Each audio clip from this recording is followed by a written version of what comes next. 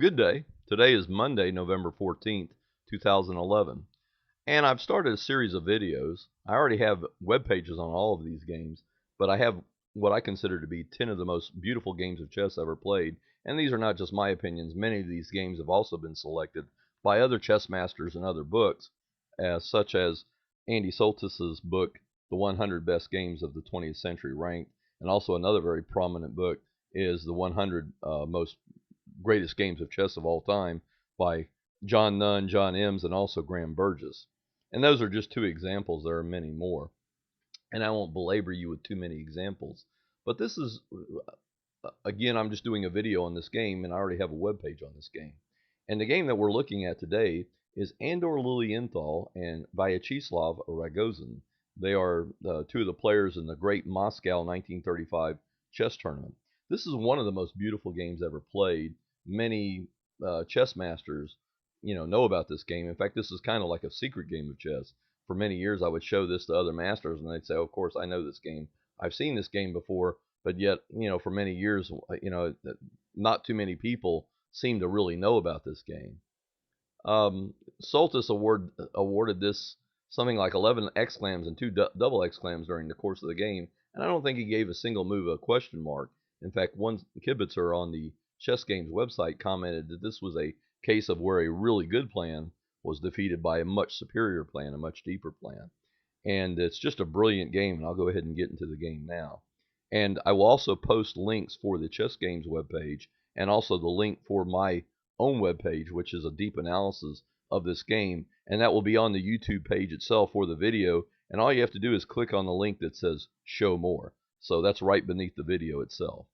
But anyway, getting on with the game, we have d4, knight f6, c4, e6, knight c3, bishop b4. This is, of course, the Nimzo-Indian defense. It was played by many people prior to Nimzovich, but of course it was Nimzovich himself who really hammered this into a respectable system.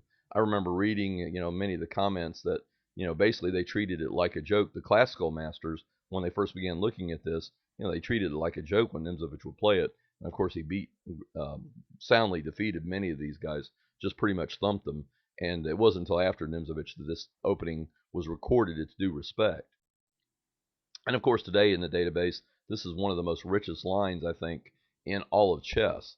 It's one of the fewest lines where I find top grandmasters playing both the white and the black side of this position. Of course, they have their own, everyone has their own favorite lines, but just the fact that, most masters like either one side or the other some position, but I sometimes find the same masters, they're playing both the white side and the black side of this position, which shows you what a rich position this is and how deep and complex and just how enjoyable it is, and how, that basically, it's just a clash of ideas, and you can basically play one way and another person can play another way, and the interchange of ideas here is just really marvelous, and it's just one of the most interesting lines, I think, in all of master chess today.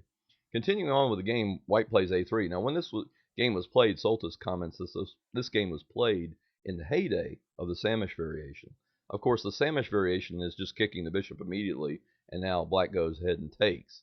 But just very quickly, just point out that white can also play queen c2 there, and also the idea, that's the classical variation, which was worked into a very deep system and very respectable system by Capablanca, and then also the idea of e3 and knight ge2, which was really turned into a very fashionable and a very powerful system. In fact, one time considered almost the refutation of the Nimzo-Indian, and that was the Rubinstein line, of course, and Rubinstein being one of the great innovators in chess.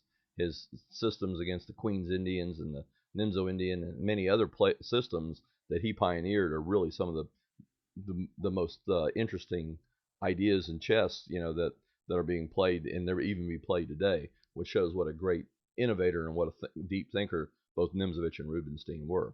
But continuing on with the game, white plays a3. Of course, this is a Samish variation. The idea is to be able to challenge the bishop right away, and of course, if black just backs up, then he's lost the tempo. White's gained the tempo, so black has to go ahead and bite the bullet and exchange the knights. And of course, this is one of the main ideas of the Nimzo-Indian defense, is that these two double pawns, these stacked pawns here on the c file, represent a potential weakness. And if you see some of Nimzovich's games, you can see how he exploited that. Oftentimes was able to exploit that. c5, f3. Now this is a variation that's old yet new again, and what I mean by that is that recently I have a friend, Dr. John Percivali, at the Pensacola Chess Club, and within the last year or so, he and I have been analyzing this system. He got a video on this line, and also he's taking a chess course online on the internet, and he had printed out some of this stuff, and we have actually analyzed this line very deeply, and even played a few training games from this particular position with him playing white and I'm playing the black side of this position. So basically, this is a very old line, but it's also becoming new again because grandmasters now are playing, the white side of this line again. So it's basically showing you how rich chess is. Black's next idea is probably not how Nimzovich himself would have handled this variation, but basically, in other words, he would have probably played something like d6 and queen e7 because he liked to leave white with the permanent pawns, double pawns. In other words, not allow white to exchange off the pawns. But black plays d5. Of course, this move, it's just simple, the 6d5. The idea here is just to simply prevent white from playing e4 there and getting a big pawn center. And of course, we know that space is important, one of the basic elements of chess, and Tarrasch was the first to really explain and talk about that if you have a lot more space than your opponent, very oftentimes, you just have more room than your opponent does, and you basically can maneuver at will, and very oftentimes that can lead to a decisive advantage. But anyway, black plays d5, again, the idea being prevent white from playing e4 himself. And continuing on with the game, white plays e3, castles, c takes d5, e takes d5, bishop d3. Basically, both sides are going to continue to develop their pieces in a fairly logical manner, and because white has more center pawns, and he also has the two bishops, he's basically going to have a little bit more space, primarily because of his center pawns. And it's amazing to watch how this game progresses. In fact, it looks like black's going to have real problems later on the dark squares, and it's amazing to watch how he basically was able to overcome this problem of white having both center pawns and also having the two bishops. It's obviously not in black's best interest to open up the game too early because that would allow the two bishops. That's one of white's basic ideas there, is because he has the two bishops, he wants to open up the game and allow his two bishops to come into play. Knight c6, knight e2, rook e8, that's move 10. White plays 11 castles, a6. Soltis explains that this last move by black begins a rare but promising plan of queenside expansion. Queen e1, b5, queen f2, bishop e6. Black's basically just putting his pieces all in nice classical places, normal places that these types of pieces would go, especially in these types of positions. And meanwhile, white's getting ready. He's going to probably play his bishop up. He could stick his rooks in the center and just go for a big central expansion here, e4 and e5, and just crush black to death. Again, the old space problem. So basically, how black counters that idea by white is going to be very critical.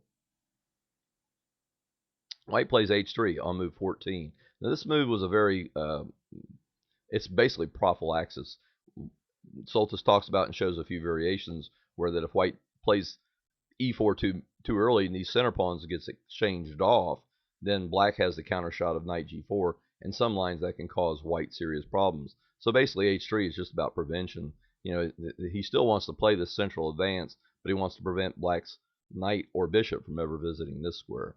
Rook a7, this is a good move. Black's queen, for the moment, sits very well on d8, so black basically does a rook left. He swings his rook up and over and gets it into the game, and without having to move his queen.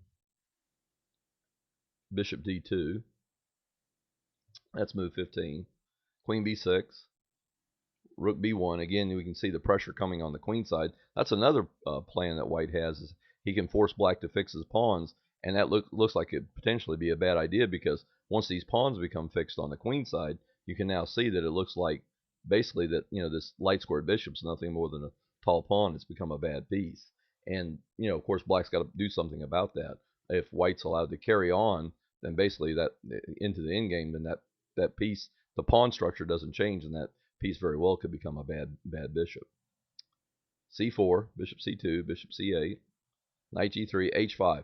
This is a move that runs counter to the Silman rule. Silman said normally you don't push pawns on the side that you're weaker. And the idea of this is just very simple tactics, that if white plays e4, pawn takes pawn, pawn takes pawn, then h4, and then this knight's getting kicked, and the knight moves him, and then knight takes e4, and white's won material.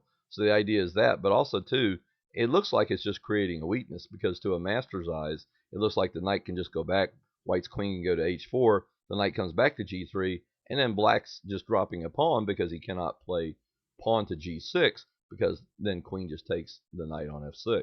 So, really, at this point, you're almost thinking to yourself, I wonder what Ragozin is thinking, because it looks like he's just created a very serious weakness. But the idea here is just basically to prevent white, not to give white a free hand, because obviously if white had free hand and just totally opened up lines, blew up in the center, and got these two bishops and all these pieces working on the black king, that could lead to a decisive attack.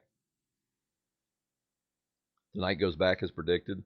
Knight d8, rook a2, bishop to d7, takes, rba1. Notice here now the rooks are doubled rather on this open file, and they have some nice penetration squares, a5, a6, a7, and even a8. But the problem is that once they get to these squares, there's nothing else. They need a secondary target. In other words, the penetration to it alone to the 6th or 7th rank, if it doesn't win material, will not be decisive. Bishop c8, of course, this is to stop rook a6 here. I'm just trying to highlight some of the ideas that are important as far as long-term strategy go. Rook b2, bishop back to d7, queen h4, knight e6, king h1. That's a prophylactic move. In some lines, that king might be exposed to a pin or a check on this diagonal, and also, too, just getting his king out of the way. Knight f8, knight g3.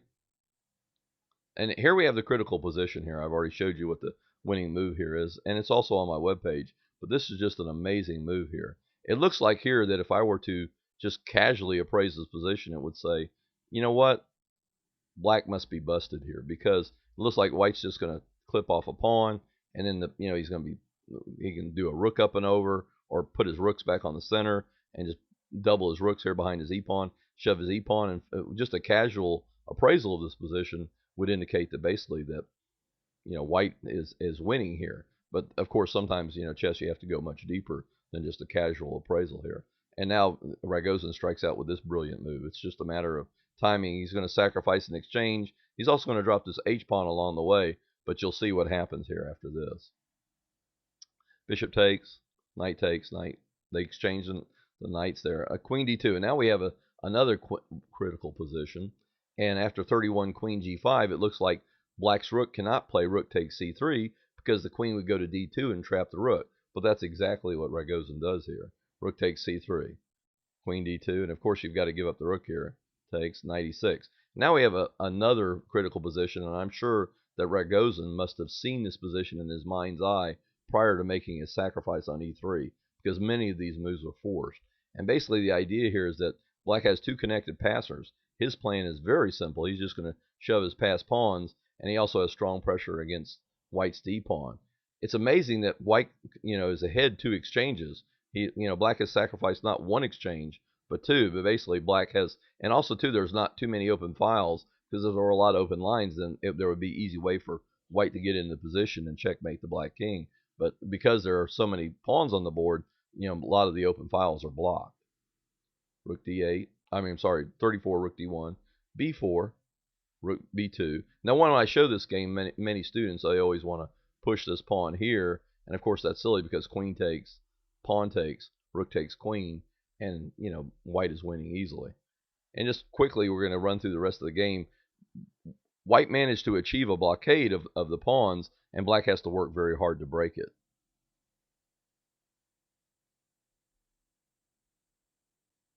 Now black has his connected passed pawns rolling. That move is important because it stops, perpetual checks and secures the first rank. Black has to play cautiously during this phase of the game so as not to give up a perpetual or a draw by repetition, allowing white to constantly check the black king.